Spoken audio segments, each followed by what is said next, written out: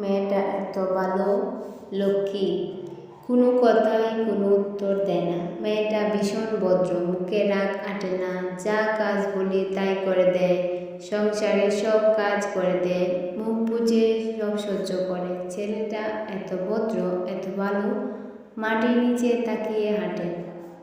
কোনোদিন কারোর সাথে সমস্যা তৈরি করে নাই, কারোর সাথে কোনোদিন ঝামেলা তৈরি করে নাই, একদম ভদ্র, কোনো কথায় কোনো উত্তর দেয় না।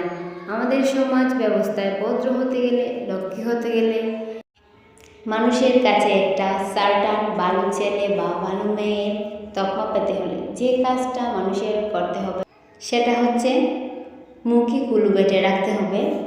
যে যত অন্যায় মেনে চলবে, মেনে নিতে পারবে, সে তত নিজের অধিকার নিয়ে সে তত কথা না বলবে, চুপচাপ থাকতে পারবে, সে তত ভদ্র। যে যতই অন্যায়ের পক্ষে থাকবে সে হচ্ছে ভদ্র।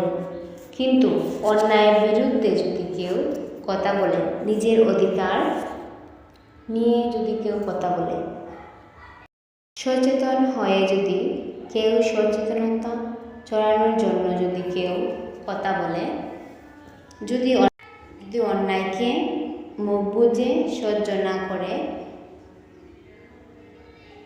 সে কথা বলে, তাহলে সমাজ তাকে তকমাতে অভদ্র, বিয়াদব।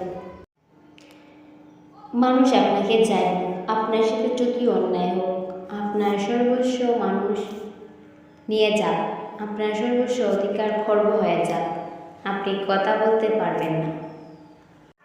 কথা বললেই আপনি বিয়াদব, যদি কথা না বলেন তাহলে আপনি ভদ্র। এটাই আমাদের ভদ্র সমাজ।